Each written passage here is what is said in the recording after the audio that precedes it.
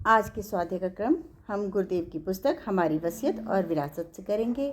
गुरुदेव ने हमें बताया था कि मनीषी के रूप में हमारी प्रत्यक्ष भूमिका, ये गुरुदेव हमें बता रहे थे कि मनीषी का शाब्दिक अर्थ जिसका मन उसके वश में हो, जो मन से संचालित नहीं बल्कि अपने विचारों द्वारा मन को चलाता हो।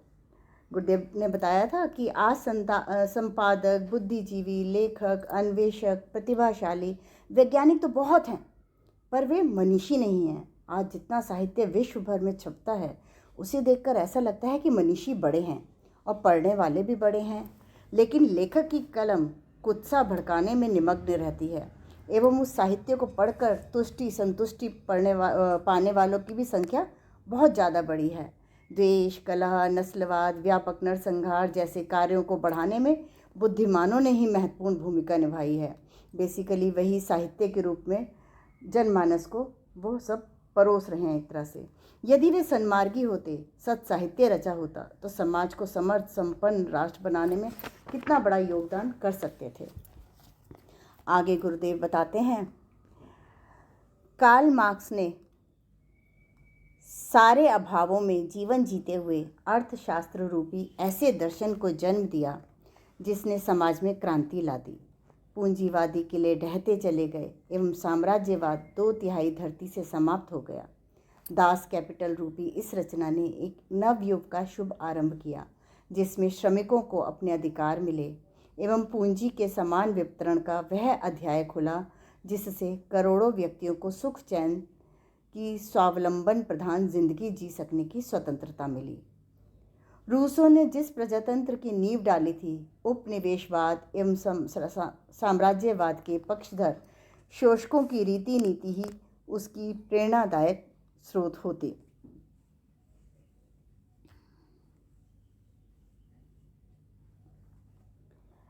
मताधिकार की स्वतंत्रता, बहुमत के आधार पर प्रतिनिधित्व का दर्शन विकसित न हुआ होता यदि रूसों की विचारधारा ने व्यापक प्रभाव जन समुदाय पर ना डाला होता। जिसकी लाठी उसकी भैंस नीति ही सब जगह चलती, कोई विरोध तक न कर पाता। जागीरदारों एवं उत्तराधिकार के आधार पर राजा बनने वाले अनगढ़ों का ही वर्चस्व होता। इसे एक प्रकार की मनीषा प्रेरित क्रांति कहना जाना चाहिए कि देखते ही देखते उपनिवेश समाप्त हो गया, शोषक वर्ग का सफाया हो गया। इसी संदर्भ में हम कितनी ही बार लिंकन एवं लूथर किंग के साथ साथ उस महिला हैरियट स्टोक का भी उल्लेख करते रहे हैं, जिसकी कलम ने कालों को गुलामी के चंगुल से मुक्त कराया। प्रत्यक्षतः यह युग मनीषा की भूमिका है। बुद्ध की विवेक एवं नीतिमत्ता पर आधारित विचार क्रांति एवं गांधी, पटेल, नेहरू द्वारा की गई स्वतंत्रता आंदोलन की आंधी उस परोक्ष मनीषा का प्रतीक है, जिसने अपने समय में ऐसा प्रचंड प्रवाह उत्पन्न किया कि युग बदलता चला गया। उन्होंने कोई विचार उत्तेजक साहित्य रचा हो, यह भी नहीं था। फिर यह सब कैसे संभव हुआ? यह तभी हो पाया जब उन्होंने मुनि स्तर की भूमिका निभाई, स्वयं को तपाया, विचारों में शक्ति पैदा करी एवं उससे वातावरण को प्रभावित किया। परिस्थितियां आज भी विषम हैं। वैभव और विनाश के झूले में झूल रही मानव जाति को उबारने के लिए आस्थाओं के मर्म स्थल तक पहुंचना होगा एवं मानवीय गरिमा को उभारने, दूरदर्शी विवेकशीलता को जगाने वाला प्रचंड पुरुषार्थ करना होगा।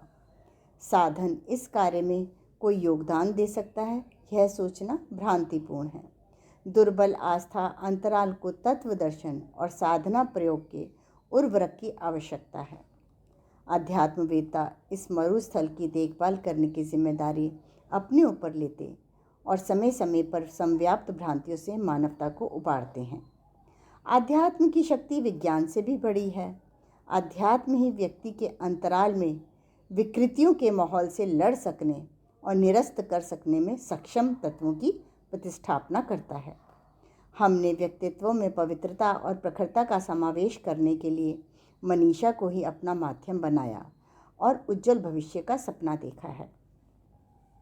गुरुदेव बताते हैं, हमने अपने भावी जीवन क्रम के लिए जो महत्वपूर्ण निर्धारण किए हैं, उनमें सर्वोपरि है लोक चिंतन को सही दिशा देने हेतु एक ऐसा विचार प्रवाह खड़ा करना जो किसी भी स्थिति में अवांछनीयताओं को टिकने ही न दे।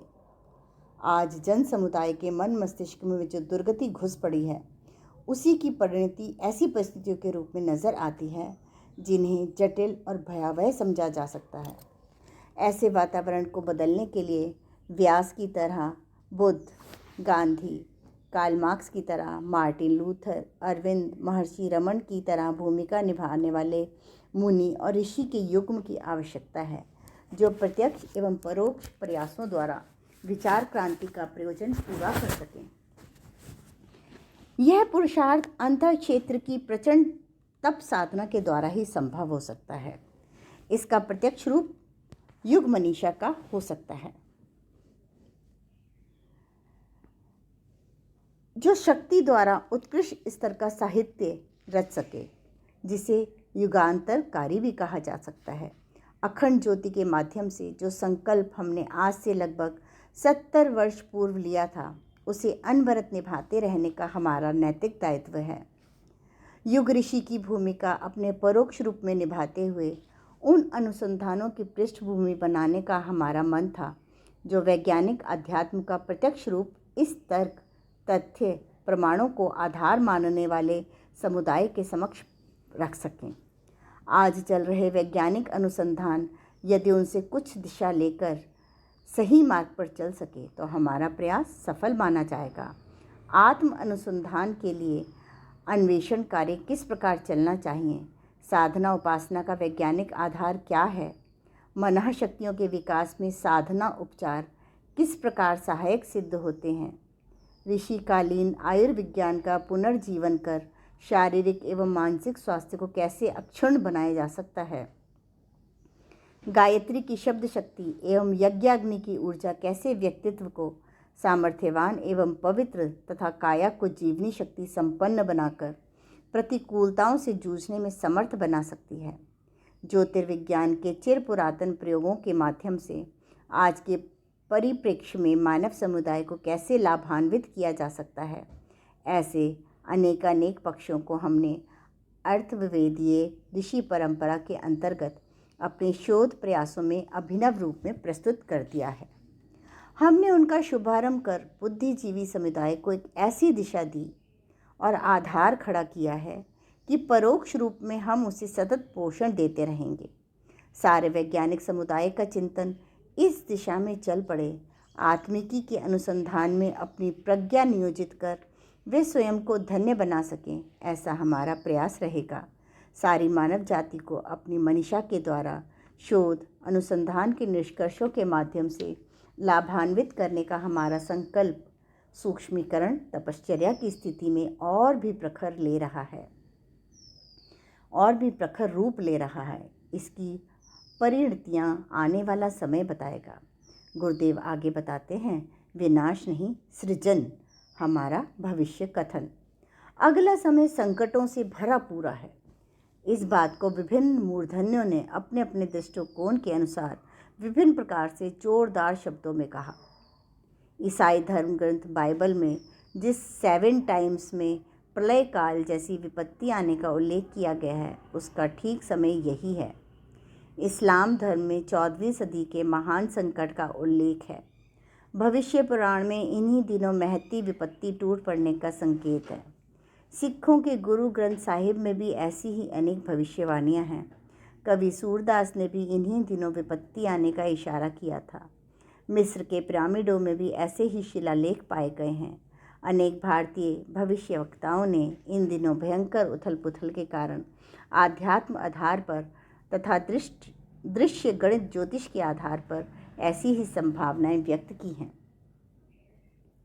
पाश्चात्य देशों में जिन भविष्यवक्ताओं की धाक है और जिनकी भविष्यवाणियां 99% सही निकलती रही हैं, उनमें जीन डिक्सन, प्रोफेसर हरार, एंडरसन, जॉन बॉवेरी, Cheiro, Arthur Clarke, Nostradamus, Mother Shipton, Anandacharya आदि ने इस समय के संबंध में जो संभावनाएं व्यक्त की हैं वे भयावह हैं। कोरिया में पिछले दिनों समस्त संसार के दैवज्ञों का एक सम्मेलन हुआ था। उसमें भी डरावनी संभावनाओं की ही आगाही व्यक्त की गई थी। टोरंटो, कनाडा में संसार भर के भविष्य विज्ञान विशेषज्ञों का एक सम्मेलन हुआ था, जिसमें वर्तमान परिस्थितियों का पर्यवेक्षण करते हुए कहा गया था कि बुरे दिन अति समीप आ गए हैं। ग्रह नक्षत्रों के पृथ्वी पर पड़ने वाले प्रभाव को समझने वालों ने इन दिनों सूर्य पर बढ़ते धब्बों और लगातार पड़ने वाले सूर्य ग्रहणों को धरती निवासियों के लिए हानिकारक बताया है। इन दिनों सन 1958 के प्रारंभ में उदय हुए हेली धूमकेतु की विषैली गैसों का परिणाम पृथ्वीवासियों के लिए हानिकारक बताया गया है। गुरुदेव बताते हैं कि सामान्य बुद्धि के लोग भी जानते हैं कि अंधाधुंध बढ़ती हुई जनसंख्या के लिए अगले दिनों अन्न जल तो क्या, सड़कों पर चलने के लिए भी रास्ता ना मिलेगा। औद्योगिकरण, मशीनीकरण की भरमार से हवा और वायु भी कम पड़ रहा है और विषाक्त भी हो रहा है। खनिज तेल और धातुएं, कोयला 50 वर्ष तक के लिए नहीं उपलब्ध है। अणु परीक्षणों से उत्पन्न विकिरण से अगली पीढ़ी और वर्तमान जन समुदाय को कैंसर जैसे भयानक रोगों की भरमार होने का भय भी है। कहीं अणु युद्ध हो गया तो इससे न केवल मनुष्य वरन अन्य प्राणियों और वनस्पतियों का भी सफाया ही हो जाएगा। असंतुलित हुए तापमान से ध्रुवों की बर्फ पिघलने पड़ने, समुद्र में तूफान आने और हिमयुग के लौट आने की संभावना भी बताई जा रही है। और भी अनेक प्रकार के संकटों के अनेकानेक कारण विद्यमान हैं। इस संदर्भ में साहित्य इकट्ठा करना हो तो उनसे ऐसी संभावनाएं सुनिश्चित दिखाई पड़ती हैं जिनके कारण इन वर्षों में भयानक उथल पुथल हो। सन 2000 में युग परिवर्तन की घोषणा है। ऐसे समय में भी विकास से पूर्व विनाश की और ढलाई से पूर्व गलाई की संभावना का अनुमान लगाया जा सकता है। किसी भी पहलू से विचार किया जाए, प्रत्यक्षदर्शी और भावनाशील मनीषी भविष्यवक्ता इन दिनों विश्व संकट को अधिक और अधिक गहरा होता देखते जा रहे हैं। पत्रकारों, राजनीतिज्ञों के क्षेत्र में इस बार एक अत्यधिक चिंता व्याप्त है कि इन दिनों जैसा संकट मनुष्य जाति के सामने है, वैसा मानवीय उत्पत्ति के समय भी कभी नहीं आया। शांति परिषद आदि अनेक संस्थाएं इस बात के लिए प्रयत्नशील हैं कि महाविनाश का जो संकट सिर पर छाया है वह किसी प्रकार टल जाए। छिटपुट लड़ाइयाँ तो विभिन्न क्षेत्रों में होती ही रहती हैं। शीत युद्ध किसी भी दिन महाविनाश के रूप में विकसित हो सकता है, यह अनुमान हर कोई लगा सकता है। भूतकाल में भी देवासुर संग्राम होते रहे हैं, पर जनजीवन के सर्वनाश की प्रत्यक्ष संभावना का सर्वसम्मत ऐसा अवसर इससे पूर्व कभी भी नहीं आया। इन संकटों को ऋषि कल्प सूक्ष्मधारी आत्माएं भली प्रकार देख सकती हैं और समझ भी रही हैं। ऐसे अवसर पर वे मौन नहीं रह सकती। ऋषियों के तप स्वर्ग मुक्ति एवं सिद्धि प्राप्त करने के लिए नहीं होते। ये उपलब्धियां आध्यात्मिक जीवन में प्रवेश करने वाले स्थूल शरीरधारी भी प्राप्त कर लेते हैं। ये महान मानव को प्राप्त करने वाली विभूतियां हैं। ऋषियों को भगवान का कार्य संभालना पड़ता है और वे उसी प्रयास को लक्ष्य मानकर संलग्न रहते हैं। गुरुदेव बताते हैं, हमारे ऊपर जिन ऋषि का दैवी सत्ता का अनुग्रह है, उन्होंने सभी कार्य लोक मंगल के निमित्त कराए हैं। आरंभिक 24 महापुरुष चरण भी इसी निमित्त कराए गए हैं कि आत्मिक समर्थता इस स्तर की प्राप्त हो सके जिसके सहारे लोक कल्याण के अति महत्वपूर्ण कार्यों को संपन्न करने में कठिनाई न पड़े। विश्व के ऊपर छाए हुए संकटों को टालने के लिए उन्हें चिंता है। चिंता ही नहीं, प्रयास भी किए हैं। इन्हीं प्रयासों में एक हमारे व्यक्तित्व को पवित्रता और प्रखरता से भर देना भी है। आध्यात्मिक सामर्थ्य इसी आधार पर विकसित होती है। आगे गुरुदेव बताते हैं, उपासना का वर्तमान चरण सूक्ष्मीकरण की सावित्री साधना के रूप में चल रहा है। इस प्रक्रिया के पीछे किसी व्यक्ति विशेष की ख्याति, संपदा, वरिष्ठता या विभूति नहीं है। इसका एकमात्र प्रयोजन यही है कि मानवीय सत्ता एवं गरिमा के लड़खड़ाते हुए पैर स्थिर हो सकें। 5 वीरभद्रों के कंधों पर वे अपना उद्देश्य लाद कर उसे संपन्न भी कर सकते हैं। हनुमान के कंधों पर राम लक्ष्मण दोनों बैठे फिरते थे। यह रिश्ता प्रदान करना भर है। इसे माध्यम का चयन कह सकते हैं। एक गांडीव धनुष के आधार पर किस प्रकार इतना विशालकाय महाभारत लड़ा जा सकता है, पर भगवान की जो इच्छा होती है वह तो किसी न किसी प्रकार पूरी ही होकर रहती है। महाबली हिरण्याक्ष को शूकर भगवान ने फाड़ चीर कर रख दिया था, उसमें भी भगवान की ही इच्छा थी। गुरुदेव बताते हैं, इस बार भी हमारी निज की अनुभूति है कि असुरता द्वारा उत्पन्न हुई विभीषिकाओं को सफल नहीं होने दिया जाएगा। परिवर्तन उस प्रकार होगा कि जो लोग उस महाविनाश में संलग्न हैं, उसकी संरचना कर रहे हैं, वे उलट जाएंगे या उनके उलट देने वाले नए पैदा हो जाएंगे। विश्व शांति में भारत की निश्चित ही कोई बहुत बड़ी भूमिका हो सकती है। समस्त संसार के मूर्धन्यों, शक्तिवानों, विचारवानों की आशंका एक ही है कि विनाश होने जा रहा है।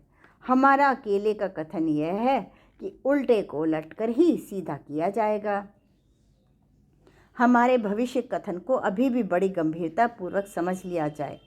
विनाश की घटाओं को प्रचंड तूफानी प्रवाह अगले दिनों उड़ाकर कहीं ले जाएगा और अंधेरा चीरता हुआ प्रकाश से भरा वातावरण दृष्टिगोचर होगा। यह ऋषियों के पराक्रम से ही संभावित है। इसमें कुछ दृश्यमान व कुछ परोक्ष भूमिका भी हो सकती है। यह मानकर चलना चाहिए कि सामान्य स्तर के लोगों की इच्छा शक्ति भी काम करती है। जनमत का भी दबाव पड़ता है।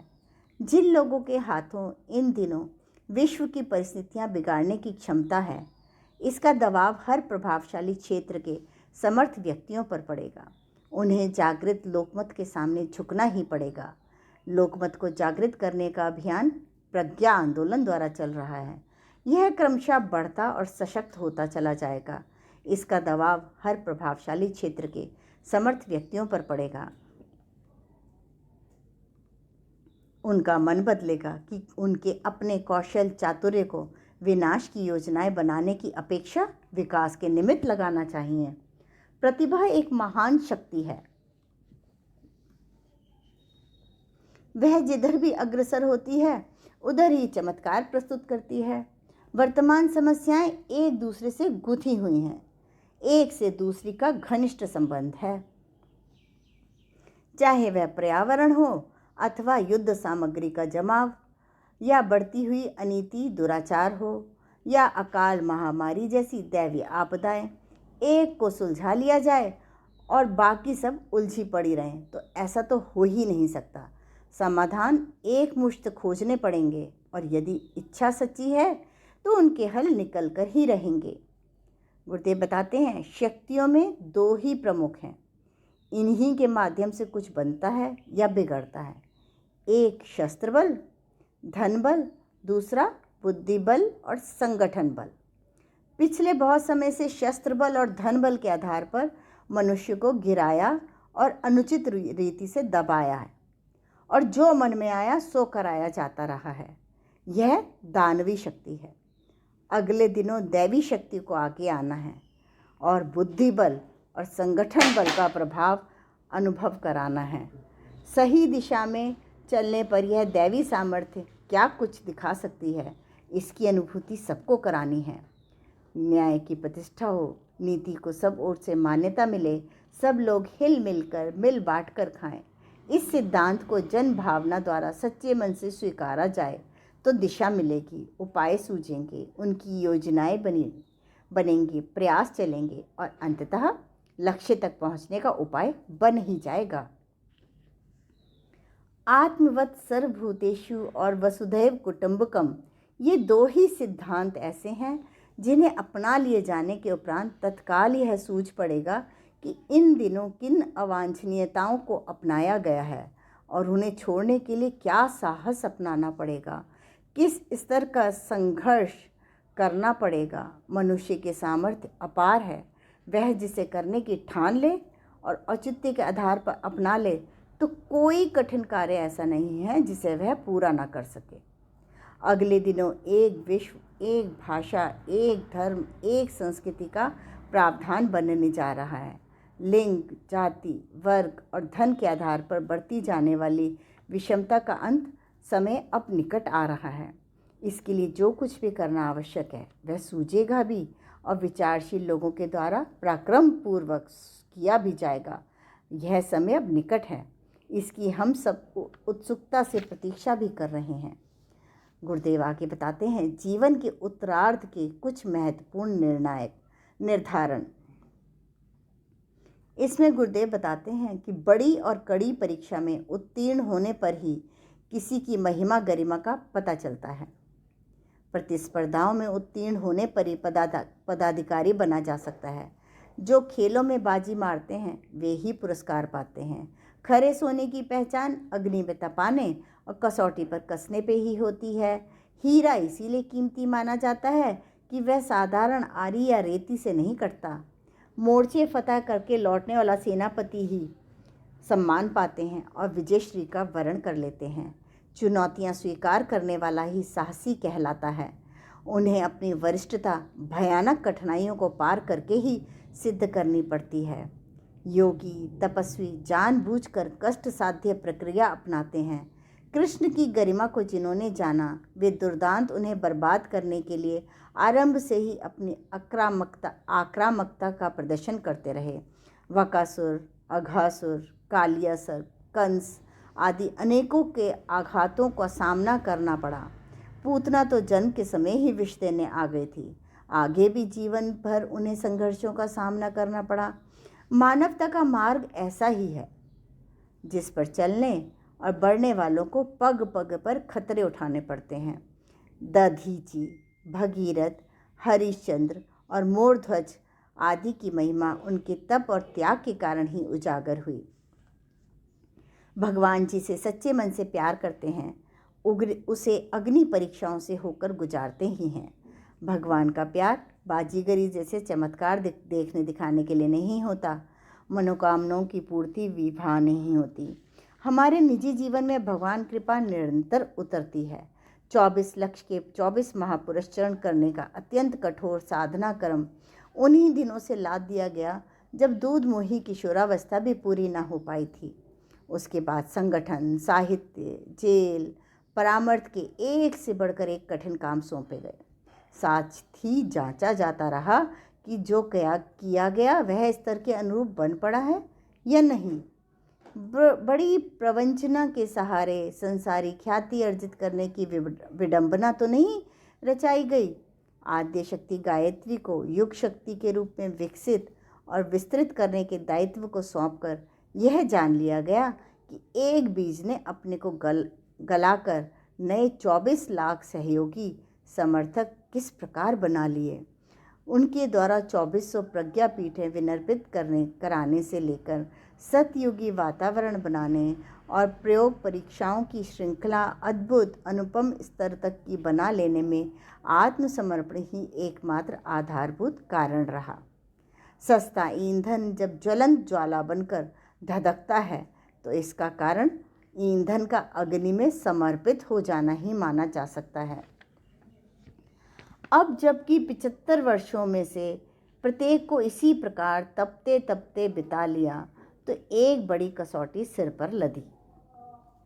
इसमें नियंता की निष्ठुरता नहीं खोजी जानी चाहिए, वरन यही सोचा जाना चाहिए कि उनकी दी हुई प्रखरता का परीक्षण क्रम चला। उसमें अधिक तेजी लाने की बात उचित समझी गई। हीरक जयंती के बसंत पर्व पर अंतरिक्ष से एक दिव्य संदेश उतरा। उसमें लक्ष्य शब्द था और 5 उंगलियों का संकेत। यूं यह एक पहेली थी, पर उसे सुलझाने में देर नहीं लगी।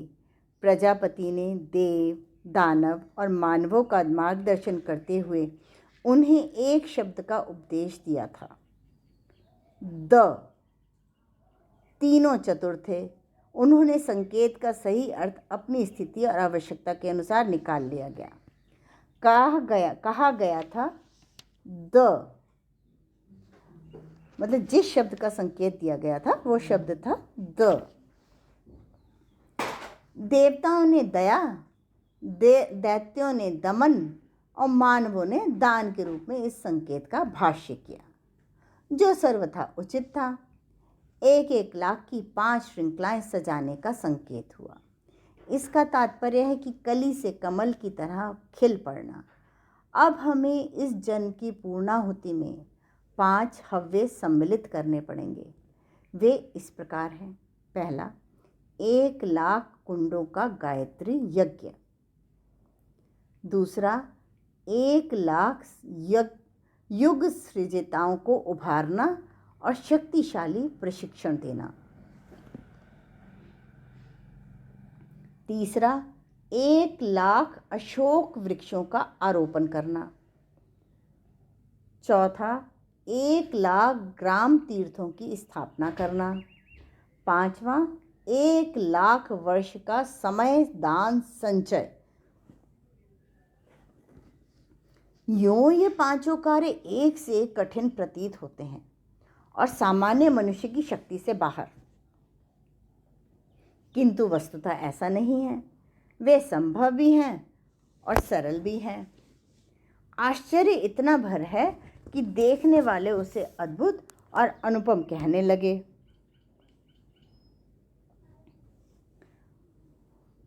आगे गुरुदेव बताते हैं 1 लाख गायत्री यज्ञ।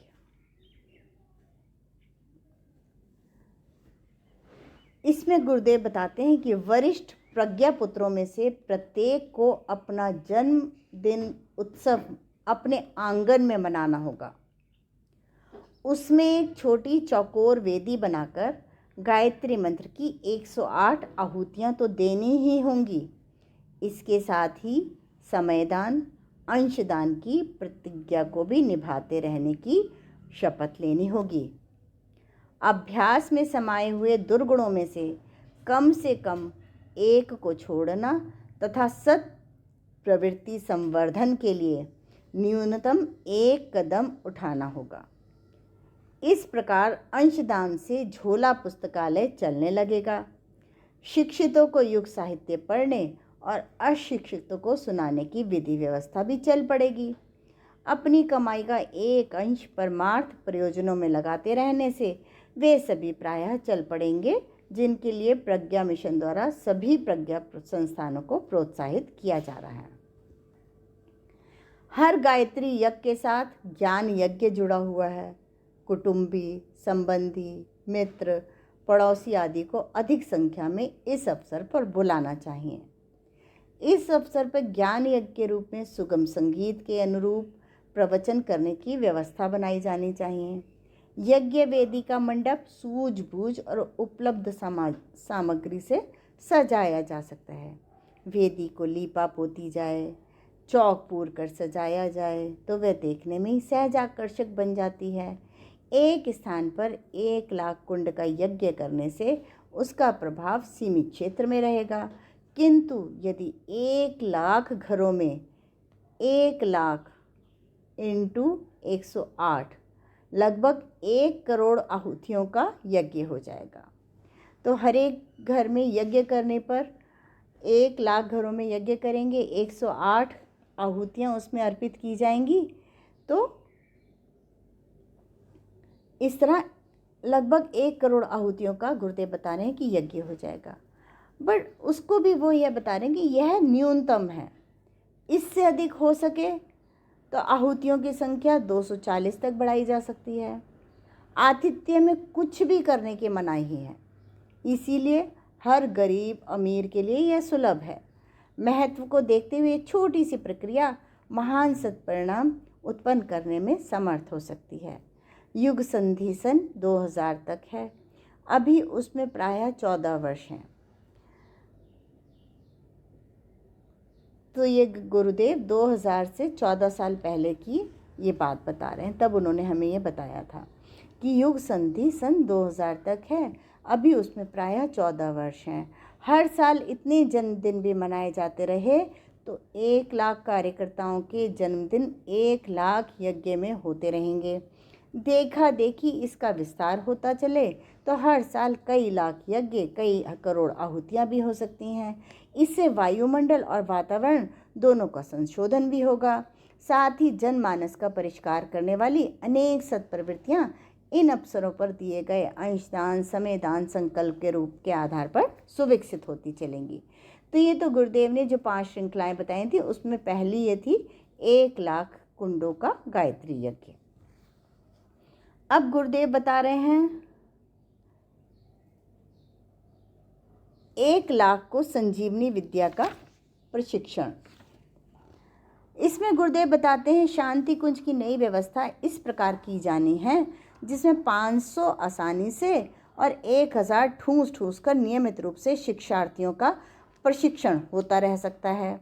इस प्रशिक्षण में व्यक्ति का निखार, प्रतिभा का उभार, परिवार में सुसंस्कारिता, समाज में सत्प्रवृत्तियों का संवर्धन जैसे महत्वपूर्ण पाठ नियमित रूप से पढ़ाए जाएंगे। आशा की गई है कि इस स्वल्प अवधि में जो पाठ्यक्रम हृदयंगम कराया जाएगा, जो प्राण प्रेरणा भरी जाएगी, वह प्रायः ऐसी होगी जिसे साधना के तत्व ज्ञान का सार कह सकते हैं। आशा की जानी चाहिए कि संजीवनी विद्या को जो साथ लेकर लौटेंगे वे अपना कायाकल्प महसूस करेंगे, अनुभव करेंगे और साथ ही ऐसी लोक नेतृत्व क्षमता संपादित करेंगे जो हर क्षेत्र में हर कदम पर सफलता प्रदान कर सके। प्रशिक्षित कार्यकर्ता अपने क्षेत्र में 5 सूत्रीय योजना का संचालन और प्रशिक्षण करेंगे। गुरुदेव बताते हैं मिशन की पत्रिकाओं के पाठक तो ग्राहकों की तुलना में 5 गुने अधिक हैं। पत्रिका न्यूनतम 5 व्यक्तियों द्वारा पढ़ी जाती है। इस प्रकार प्रज्ञा परिवार की संख्या प्रायः 24 से 25 लाख हो जाती है। उनमें नर नारी शिक्षित वर्ग के हैं। सभी को इस प्रशिक्षण में सम्मिलित होने के लिए आमंत्रित किया गया है। 25 पीछे एक विद्यार्थी मिले तो उनकी संख्या भी 1 लाख हो जाती है। युग संधि की अवधि में इतने शिक्षार्थी विशेष रूप से लाभ उठा चुके होंगे। इन्हें मात्र स्कूली विद्यार्थी नहीं माना जाना चाहिए, वरन जिस उच्च स्तरीय ज्ञान को सीखकर वे लौटेंगे उससे आशा की जा सकती है कि उनका व्यक्तित्व महामानव स्तर का युग नेतृत्व की प्रतिभा से भरा पूरा होगा। गुरुदेव बताते हैं यह शिक्षण मई 1986 से आरंभ हुआ है, 1986 से आरंभ हुआ है। उसकी विशेषता यह है कि शिक्षार्थियों के लिए निवास प्रशिक्षण की तरह भोजन भी निःशुल्क है, जिसका कोई शुल्क नहीं लिया जाएगा। इस मद में स्वेच्छा से कोई कुछ दे दे तो उसे अस्वीकार भी नहीं किया जाता, पर गरीब अमीर का भेद करने वाली शुल्क परिपाटी को इस प्रशिक्षण में प्रवेश नहीं दिया गया है। अभिभावक और अध्यापक की दोहरी भूमिका प्राचीन काल के विद्यालय निभाया करते थे। इस प्रयोग को भी उसी प्राचीन विद्यालय प्रणाली का पुनर्जीवन कहा जा सकता है। जीवन का बहुमुखी समस्याओं का समाधान, प्रगति पथ पर अग्रसर होने के रहस्य भरे तत्व ज्ञान के अतिरिक्त इसी अवधि में भाषण कला, सुगम संगीत, जड़ी बूटी उपचार, पौरोहित्य शिक्षा, स्वास्थ्य, गृह उद्योग का सूत्र संचालन भी सम्मिलित रखा गया है, ताकि जिससे परोक्ष और प्रत्यक्ष लाभ अपने और दूसरों के लिए उपलब्ध किया जा सके। अब तीसरा गुरुदेव बता रहे हैं इसमें 1 लाख अशोक वृक्षों का आरोपण। इसमें गुरुदेव बताते हैं वृक्षारोपण का महत्व सर्वविदित है। बादलों से वर्षा खींचना, भूमि कटाव को रोकना, भूमि की उर्वरता को बढ़ाना, प्राणवायु का वितरण, प्रदूषण का अवशोषण, छाया, प्राणियों का आश्रय, इमारती लकड़ी, ईंधन आदि अनेक लाभ वृक्षों के कारण इस धरित्री को प्राप्त हुए हैं। धार्मिक और भौतिक दृष्टि से वृक्षारोपण को एक उच्च कोटि का पुण्य परमार्थ माना गया है। वृक्षों में अशोक का अपना विशेष स्थान है। इसका गुणगान सम्राट अशोक जैसा ही किया जा सकता है। सीता को आश्रय अशोक वाटिका में ही मिला था। हनुमान जी ने भी उसी के पल्लवों में आश्रय लिया था। आयुर्वेद में महिला रोगों की अचूक औषधि अशोक को ही कहा गया है। पुरुषों की बलिष्ठता और प्रखरता बढ़ाने की भी उसमें विशेष शक्ति है। साधना के लिए अशोक उपवन के नीचे रहा जा सकता है। शोभा तो उसकी असाधारण है ही।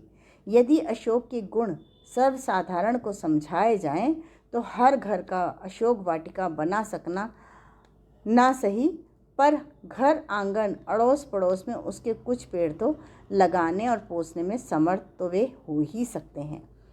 1 लाख अशोक वृक्ष लगाने का संकल्प पूरा करने में यदि प्रज्ञा परिजन उत्साहपूर्वक प्रयत्न करें तो इतना साधारण निश्चय इतने बड़े जन समुदाय के लिए तनिक भी कठिन नहीं होना चाहिए। उसकी पूर्ति कोई अड़चन दिखती भी नहीं है। उन्हें देवालय की प्रतिष्ठा दी जाएगी। बिहार के हजारी किसान ने 1000 आम्र उद्यान निज के बलबूते पर खड़े कर दिए थे, तो कोई कारण नहीं कि 1 लाख अशोक वृक्ष लगाने का उद्देश्य पूरा ना हो सके। इनकी पौध शांति कुंज से देने का भी निश्चय किया गया है और हर प्रज्ञापुत्र को कहा गया है कि वह अशोक वाटिका लगवाने में किसी प्रकार की कमी न रहने दें। इनके द्वारा वायु शोधन का होने वाला कार्य शाश्वत शास्त्र सम्मत यज्ञ समतुल्य ही समझा जा सके। अग्निहोत्र तो थोड़े समय ही कार्य करता है, पर यह पुनीत वृक्ष उसी कार्य को निरंतर चिरकाल तक करता रहता है। आगे गुरुदेव चौथा बता रहे हैं, हर गांव एक युग तीर्थ।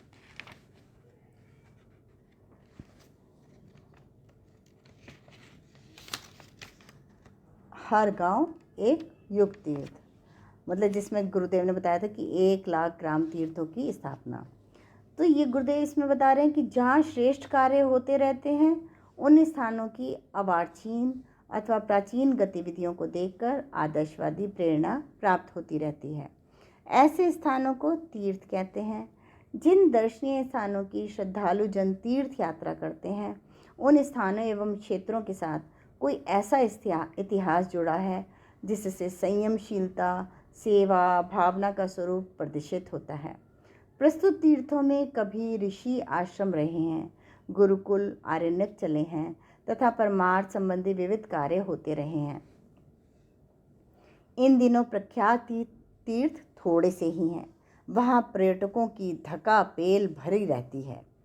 पुण्य प्रयोजनों का तो कहीं अता पता रहता ही नहीं है। इन परिस्थितियों में तीर्थ भावना को पुनर्जीवित करने के लिए सोचा यह गया है कि भारत के प्रत्येक गांव को एक छोटे से तीर्थ के रूप में विकसित कर दिया जाए। ग्राम से तात्पर्य यहाँ शहरों में द्वेष या अपेक्षा की भाव रखना नहीं है, वरन पिछड़ेपन की औसत रेखा से नीचे वाले वर्ग को प्रधानता देना है। मातृभूमि का हर कण देवता है, गांव और झोपड़ा भी। आवश्यकता इस बात की है कि उन पर छाया पिछड़ापन धो दिया जाए और सत् प्रवृत्तियों की प्रतिष्ठापना की जाए। इतने भर से वहाँ कुछ उत्साहवर्धक, प्रेरणाप्रद, आनंददायक मिल सकता है।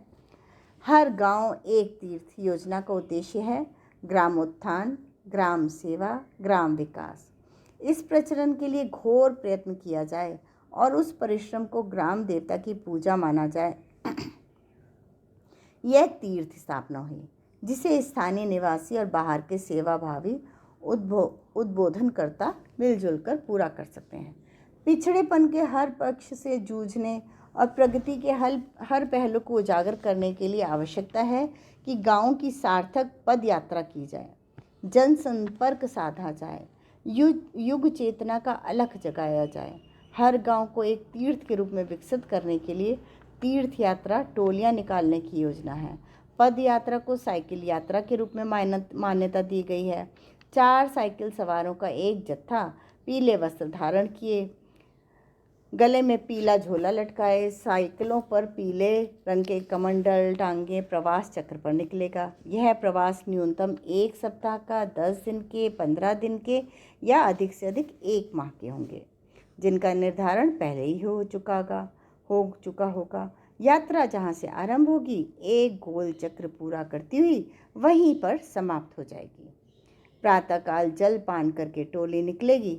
रास्ते के सहारे वाली दीवारों पर आदर्श वाक्य भी लिखती चलेगी। छोटी छोटी बाल्टियों में रंग घोला होगा। हम बदलेंगे, युग बदलेगा। हम सुधरेंगे, युग सुधरेगा। नर और नारी एक समान, जाति वंश सब एक समान। वाक्यों की प्रकाशित श्रृंखलाएं जो जहाँ उपयुक्त बैठे वहाँ उन पुरुष से लिखते चले जाना चाहिए। रात्रि को जहाँ भी ठहरना निश्चित हो जाए वहाँ शंख घड़ियालों से गांव की परिक्रमा लगाई जाए, घोषणा की जाए कि अमुक स्थान पर तीर्थयात्री मंडली के भजन कीर्तन होंगे। गांव में एक दिन के कीर्तन में सुगम संगीत से जहां उपस्थित जनों को आह्लादित किया जाएगा वहां उन्हें यह भी बताया जाएगा कि गांव को सज्जनता और प्रगति की प्रतिमूर्ति माना जा सकता है। प्रौढ़ शिक्षा, बाल संस्कार शाला, स्वच्छता, व्यायामशाला, घरेलू शाक वाटिका, परिवार नियोजन, नशाबंदी, मितव्ययता, सहकारिता, वृक्षारोपण आदि सत्प्रवृत्तियों की महिमा और आवश्यकता बताते हुए यह बताया जाए कि इन सत्प्रवृत्तियों को मिलजुल कर किस प्रकार कार्यान्वित किया जा सकता है, उन प्रयत्नों का कैसे भरपूर लाभ उठाया जा सकता है। संभव हो तो सभा के अंत में उत्साही प्रतिभावान लोगों की एक समिति बना दी जाए जो निश्चित रूप से समयदान, अंशदान देकर इन सत्प्रवृत्तियों को कार्यान्वित करने में जुटे। गांव की एकता और पवित्रता का ध्वज अशोक वृक्ष के रूप में दूसरे दिन प्रातःकाल स्थापित किया जाए। उस देव प्रतिमा उपयोगिता और भावना की दृष्टि से अतीव उपयोगी होगी। इन आंदोलनों में 1 लाख गांवों में शांति कुंज ने पहला कदम बढ़ाया है। इसके लिए संचालक केंद्रों की स्थापना की गई है। वहाँ 4-4 नई साइकिलें, 4 छोटी बाल्टियाँ, बिस्तर बंद, संगीत उपकरण, साहित्य आदि साधन जुटाए गए। इनके सहारे यात्रा की सभी आवश्यक वस्तुएं एक ही स्थान पर मिल जाती हैं और कुछ ही दिन की ट्रेनिंग के उपरांत समयदानियों की टोली आगे बढ़ चलती है।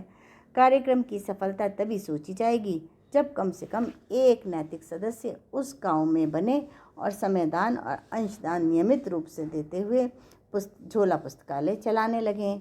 यह प्रक्रिया जहां भी अपनाई जाएगी वहीं एक उपयोगी संगठन बढ़ने लगेगा और उसके प्रयास से गांव की सर्वतोमुखी प्रगति का उपक्रम भी चल पड़ेगा। यही है तीर्थ भावना, तीर्थ स्थापना। इसके लिए 1000 ऐसे केंद्र स्थापित करने की योजना है जहां उपयुक्त तीर्थयात्रियों का सारा सरंजाम सुरक्षित रहे। समयदानी तीर्थयात्री प्रशिक्षित किए जाते रहें। एक टोली का एक प्रवास चक्र पूरा होते होते दूसरी टोली तैयार की जाए और दूसरे गांव के भ्रमण प्रवास पर भेज दिया जाए। सोचा गया है कि 50-50 मील चारों दिशाओं में देखकर एक तीर्थ मंडल बना लिया जाए जिसमें जितने भी गांव हों वह अभी वर्तमान संभावना और स्थिति को देखते हुए 1 लाख गांव ही हाथ में लिए गए हैं। 24 लाख प्रज्ञा परिजन 1 लाख गांव में बिखरे होंगे। उनकी सहायता से यह कार्यक्रम सफलतापूर्वक संपन्न हो जाएगा। इसके साथ वह हवा समूचे देश को भी अपनी पकड़ में ले सकती है। क्रमिक गति से चलना और जितना संभव है उतना तत्काल करते हुए आगे की योजना को विस्तार देते हुए चलना ही बुद्धिमत्ता का कार्य है। आज के स्वाध्याय का समापन यही होता है। आगे से मैं नीरू से रिक्वेस्ट करूँगी